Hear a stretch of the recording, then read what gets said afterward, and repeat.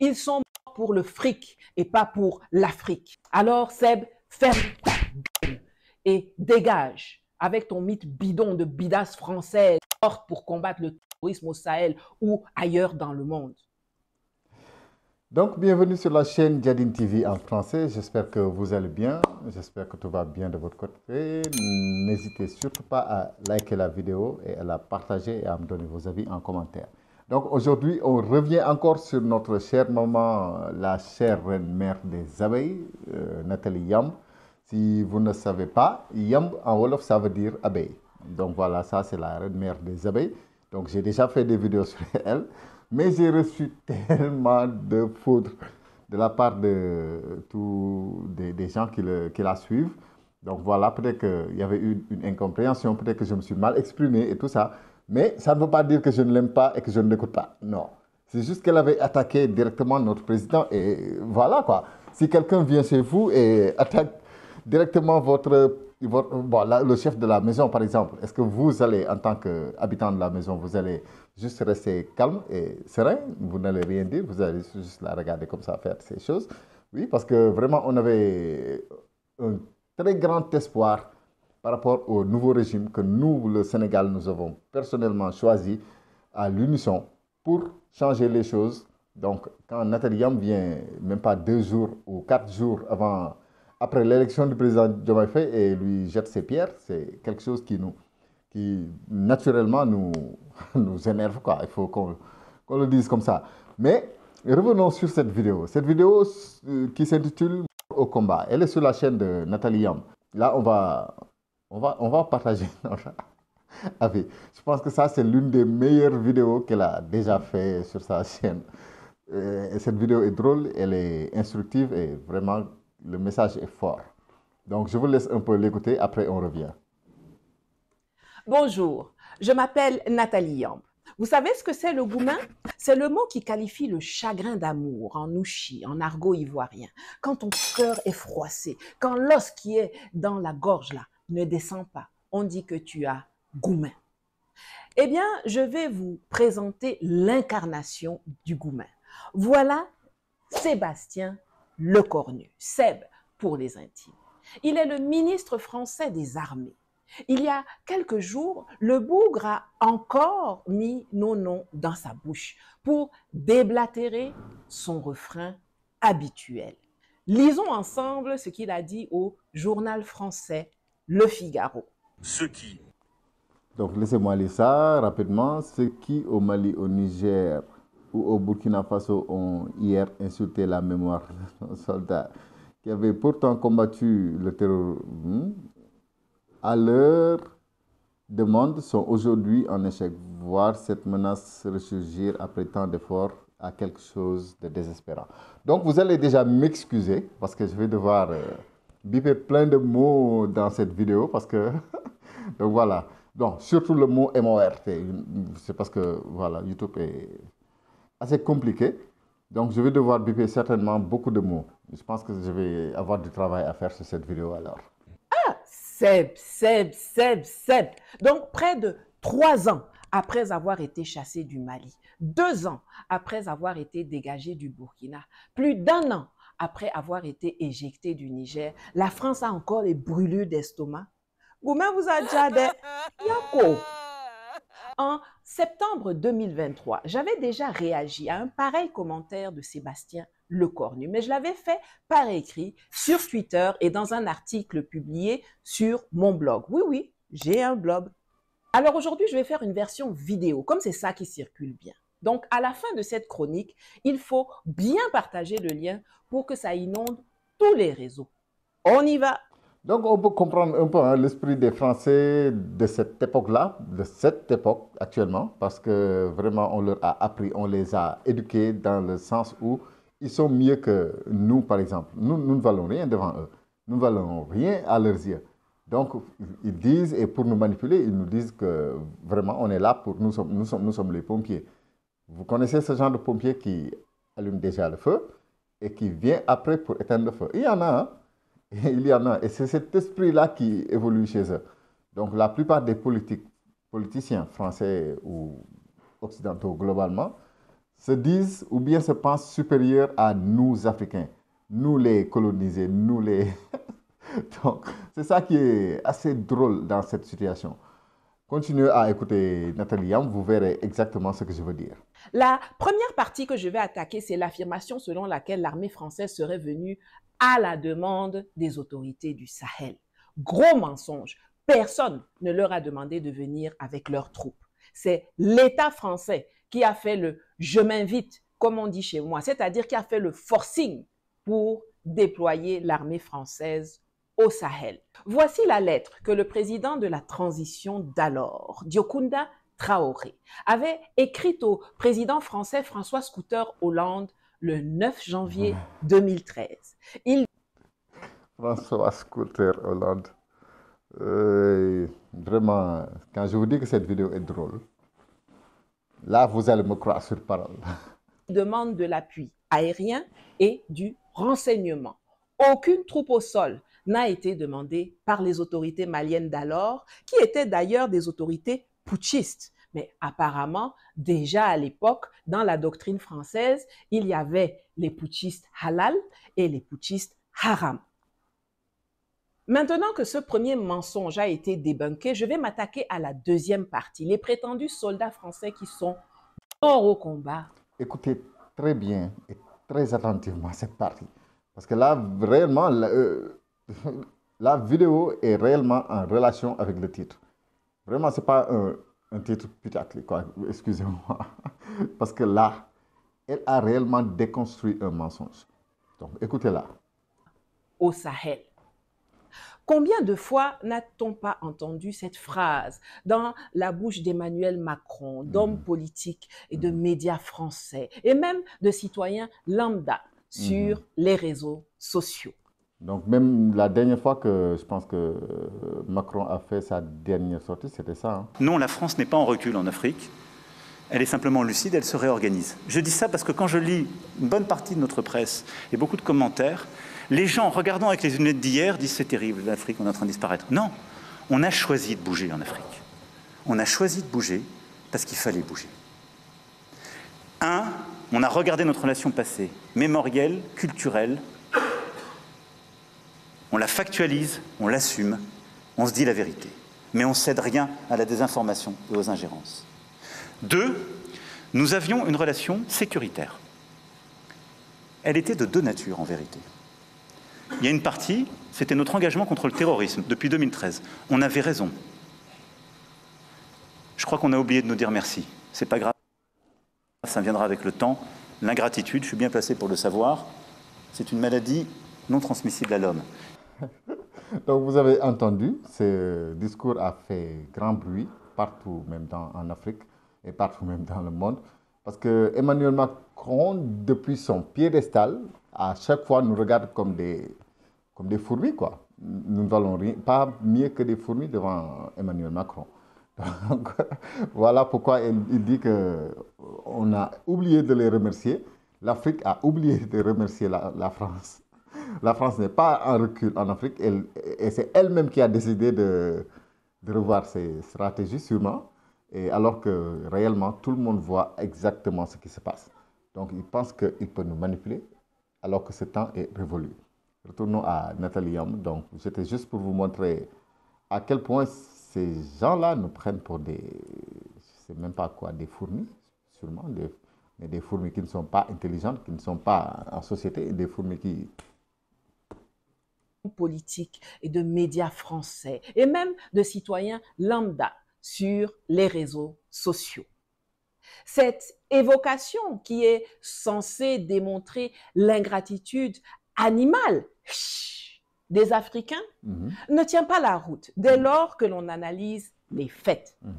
Tout ce que je vais énumérer maintenant est disponible dans la presse française et surtout sur le site du ministère français des Armées. Donc, on peut déjà dire que ce que dit Nathalie Yam, ce n'est pas une création de son esprit. Okay?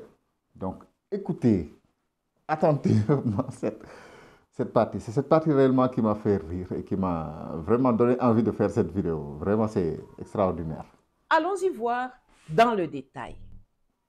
Andy Fila, mort en réparant un frigo à N'Djamena, C'est ce que vous avez entendu là. En réparant un frigo à N'Djamena, mais pour au combat, entre guillemets. C'est pas le seul. Continuez à écouter. Mais je vais devoir biper tous ces... À chaque fois qu'elle dit le mot, je vais devoir biper ça, quoi. Que vraiment, j'ai besoin que... Donc, que vous compreniez. Mais voilà. Adrien Quélin, mort en réparant un camion. La bascule de la cabine lui est tombée dessus. Marc Martin Vallée. C'est vraiment triste, mais ça n'a rien à voir avec le combat. Ça, c'est pas mourir au combat, quoi. Accident de la route. Albéric Rivetta, arrêt cardio-respiratoire. Je continue. Alain Bertoncello et Cédric Pierrepont, morts lors d'une opération pour sauver des otages français, sud-coréens et américains au Burkina. Aïe! Est-ce que c'est ça qu'on vous avait envoyé faire? Il y a aussi tous ceux à qui la France elle-même a dénié le statut mort pour la France. Ils sont 6. Chéou Nelson, arrêt cardiaque. Karim El Arabi, accident de la route. J'aime bien l'arbitre avec son carton rouge. Excusez-moi, je ne dois pas rire de cette situation. La situation sur laquelle je rigole actuellement, c'est le simple fait qu'il y ait tant de manipulation. C'est le simple fait qu'ils veulent nous faire croire que ces gens sont tombés au combat pour l'Afrique, quoi. Alors qu'effectivement, c'est tout autre chose. Abdelatif Rafik, accident lors de la maintenance d'un camion au sein de la base Barkhane.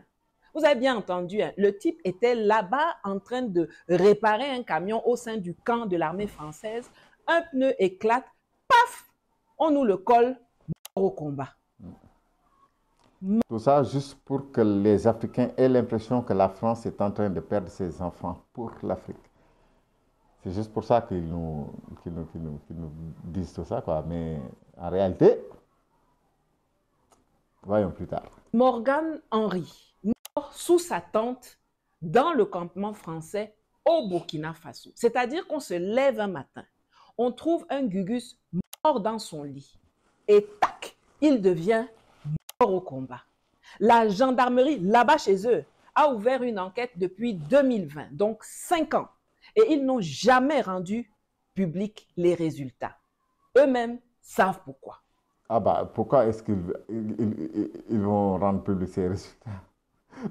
Ça, ce serait une grosse honte pour eux, en réalité. Parce que qui n'ont rien à voir avec le combat, vraiment, franchement, si on veut utiliser ça pour nous faire croire à nous, Africains, que vraiment la France se donne de sa personne pour l'Afrique, ça va être difficile à croire, franchement. Maintenant, les Africains sont éveillés. Et c'est ça qui échappe à la France. C'est ça qui échappe à des pays comme elle. C'est ça qui lui échappe, elle particulièrement, parce que c'est elle le problème de l'Afrique, en fait. C'est la France le problème de l'Afrique. Et ça, maintenant, les Africains en sont conscients.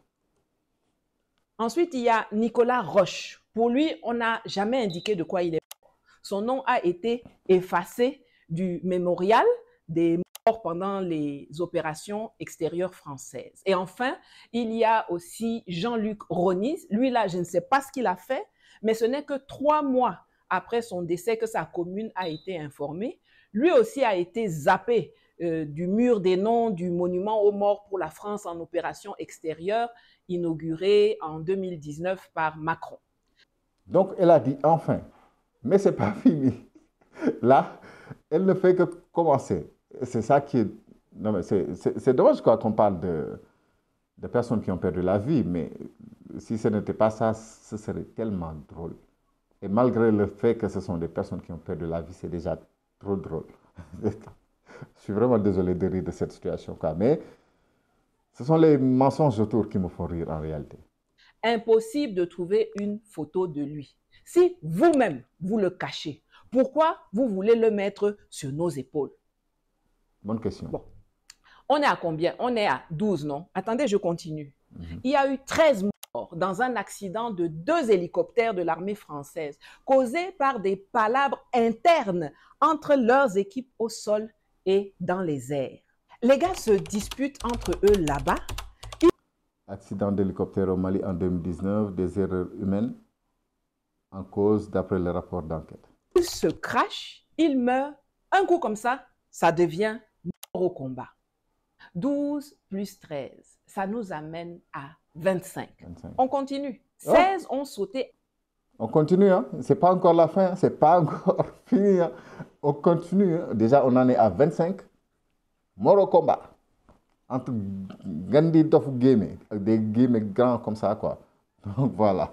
Donc ils sont morts au combat. Mais il y a une suite. Je suis vraiment désolé de rire.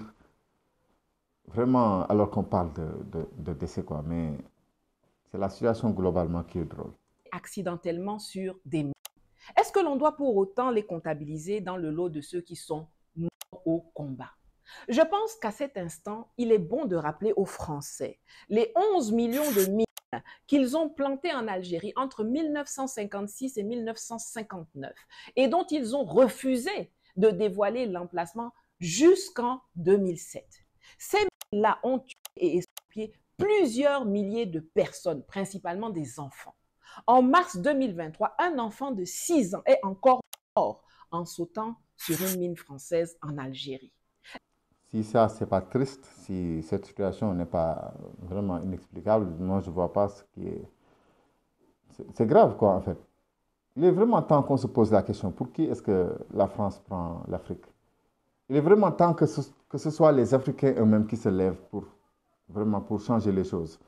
Je ne parle pas de violence ou quelque chose du genre, mais je parle surtout de conscience. Qu'on soit conscient que nous devons nous unir pour former un seul bloc qui sera difficile à faire tomber. Déjà, l'Afrique, bien que divisée, nous sommes vraiment divisés depuis des siècles. Ils ont réussi à nous diviser depuis des siècles. Mais quand même, nous sommes restés forts. Nous avons survécu. Nous avons réussi vraiment à surmonter beaucoup d'épreuves. Nous avons survécu à l'esclavage, malgré tout. Nous avons survécu à la colonisation. Nous avons survécu aux problèmes internes que d'autres puissances viennent créer chez nous et nous laissent après nous battre entre nous, le temps qu'eux, ils amassent nos ressources et tout ça. Nous avons survécu à tout ça. Et aujourd'hui, on a la possibilité de communiquer directement entre nous. Ça devrait renforcer les liens. Si jamais l'Afrique se lève comme un seul bloc, ne serait-ce que l'Afrique francophone, si l'Afrique francophone, par exemple, se lève comme un seul bloc, alors là, les choses vont forcément changer. Nul, personne n'y pourra rien. Les choses vont changer par la force. Vous avez entendu Emmanuel Macron.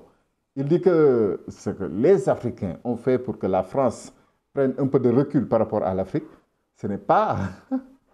ce ne sont pas les Africains qui ont décidé ça. Non, c'est la France elle-même qui a décidé de reculer un peu pour... C'est extraordinaire, quoi. Il ne faut plus qu'on se laisse vraiment traîner dans la manipulation et tout ça, quoi. Est-ce qu'on peut dire que ce petit garçon et toutes les autres victimes civiles algériennes sont morts au combat? Non. Si on ne le dit pas, alors on n'acceptera jamais de dire que les Français qui ont sauté sur les mines, que leurs supplétifs terroristes... Est-ce que j'ai bien compris la question? Pensez-vous qu'on peut dire que ces gens-là sont tombés au combat? Bon, s'ils sont tombés au combat, moi, je pense que ce serait alors un combat qui ne les regardait pas. Eux-mêmes n'étaient pas en train de combattre. Donc c'est vraiment ça, on peut utiliser un autre mot par rapport à ce qui leur est arrivé. Parce que vraiment, si tu marches comme ça dehors et que tu sautes sur ce genre de choses-là, franchement, tu deviens une victime qui n'avait rien à voir avec tout ça, mais qui est tombée par hasard comme ça sur... Donc, voilà quoi, c'est dommage. Les terroristes sont allés cacher au Sahel, sont morts au combat. Toutes choses étant égales par ailleurs, ceteris paribus, comme le disent mes ancêtres sérères. Pour la fin, je vous ai gardé la cerise sur le gâteau. Thomas Guibault, Baptiste Truffaut, tous les deux tués par d'autres soldats français. Ils se trucident entre eux, ça devient notre problème. Si ce n'est pas la malchance, ça. Ah, si ce n'est pas la malchance, moi je ne sais pas ce que c'est. Donc voilà quoi. Il y a deux hyènes qui se tuent là-bas. Et après, c'est à cause du villageois.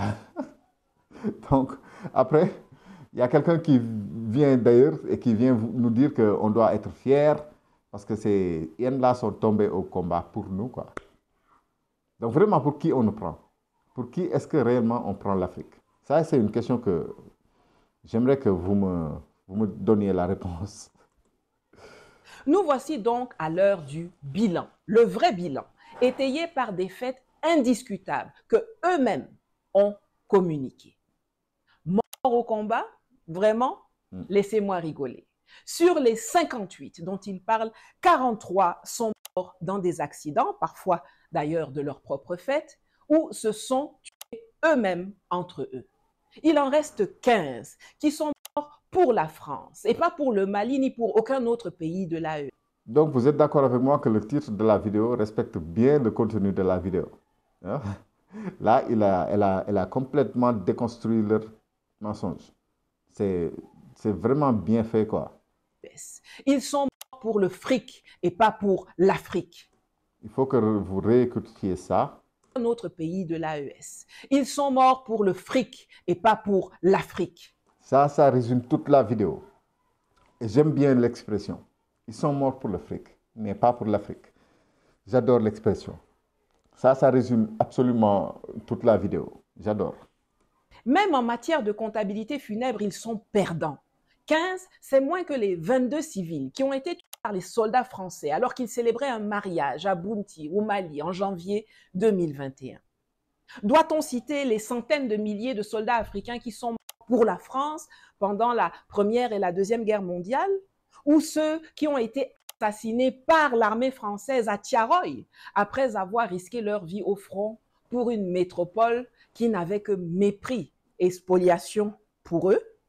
Ça, c'est une bonne question. Est-ce qu'on doit penser à cela, à tous ces Africains morts pour la France? Est-ce qu'on doit les comptabiliser? Est-ce qu'ils doivent être dans le bilan comptable? Est-ce qu'on doit vraiment les respecter comme il faut? Donc ça, c'est une très bonne question. Doit-on parler de Thiaroye 44? Doit-on parler de tout ça? Hein? Mais aujourd'hui, pour nous dire, fermez-la, vous n'avez rien à dire. Ils sont prêts à ramasser des cadavres et les amener pour nous dire que voilà, ils sont pour vous, alors qu'il n'en est rien. Ils sont morts pour le fric, pas pour l'Afrique. Ça, c'est une expression que j'adore. La prochaine fois qu'ils vous bassinent avec leurs 58 soldats morts au combat au Sahel, n'hésitez pas à leur répondre en copiant le lien de cette vidéo. Donc, je pense que je peux arrêter la vidéo ici. Donc, vous pouvez aller voir l'intégralité de la vidéo de Nathalie Yamb sur sa chaîne, Nathalie Yamb. Voilà. Nathalie Yamb, la reine-mère des abeilles, que nous aimons tous bien. Peut-être que j'ai fait une vidéo qui était un peu dure. Ça, je l'avoue. Et pour cette vidéo, vraiment, j'ai reçu les foudres de mes frères africains. C'est pourquoi à chaque fois dans mes vidéos, je répète que nous, Africains, nous devons vraiment nous unir et arrêter de nous battre entre nous. Donc moi, je n'ai fait que me défendre personnellement. Je n'ai fait que défendre mon pays.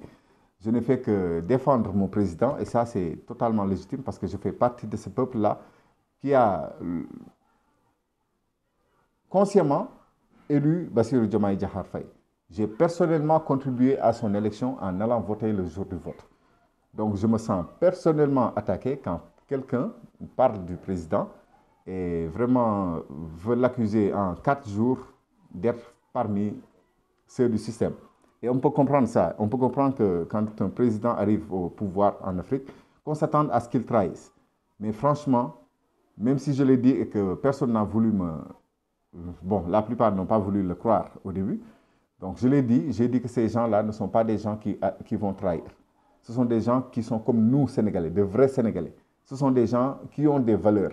Ce sont des gens en qui nous avons confiance. Même s'ils étaient les fils du diable. Je pense que le simple fait que tout un peuple les respecte et les élise doit faire la différence pour d'autres personnes, pour que cela les respecte aussi, quoi, je veux dire. Donc c'est ça qui s'est passé, c'est pourquoi j'avais fait cette vidéo. Et j'ai vu beaucoup de mes frères africains, ils ont tout dit. Ils ont même prié pour l'échec du président Bassirou Diomaye Faye. Comme ça, nous, on n'aurait plus rien à dire. Mais malheureusement, c'est ça l'Afrique. Malheureusement, c'est comme ça que les choses se passent. Mais on espère que les choses vont changer rapidement. Et on est conscient aussi, nous Sénégalais, qu'on a quelque chose à prouver. Nous avons la dignité de nos dirigeants à prouver. Nous avons comment dire, la droiture de nos dirigeants et de notre peuple même à prouver. Le Djoub, Djoubal et Djoubanti dont le président de la République, Bassirou Diomaye Diakhar Faye, parle. Le Djoub, ce qui veut dire la droiture.